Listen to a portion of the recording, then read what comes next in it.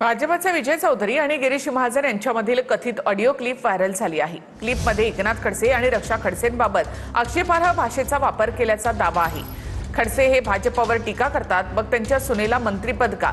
Viral क्लिपमध्ये विजय चौधरींकडून रक्षा खडसेंच्या राजीनाम्याची मागणी देखील केली जाते। TV9 मराठी व्हायरल व्हिडिओची या क्लिपची पुष्टी करत नाही।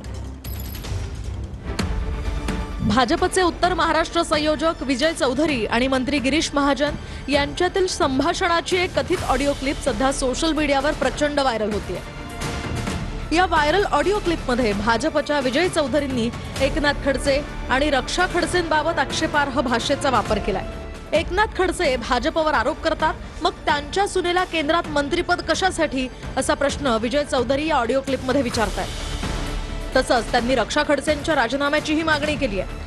TV9 मराठी मात्र या ऑडिओ क्लिपची पुष्टी करत नाही। खडसे हा नेहमीच त्याची मुलगी असेल तो असेल बोलत राहतो आणि रक्षा खडसेला आपण मंत्री करून ठेवलेला आहे। मंत्री हिला काढलं पाहिजे, हे कुठेतरी थांबलं पाहिजे ना। तो उठल्या सुटल्या घाणेरडा काही आरोप करतो दरवेळेस, तो काहीतरी निर्णय करावा लागेल असं। आणि रक्षा खडसे मंत्रिमंडळात एका घरात राहतात, एकमेकांना मदत करतात, हे कसं सहन करायचं आपण? बरोबर आहे।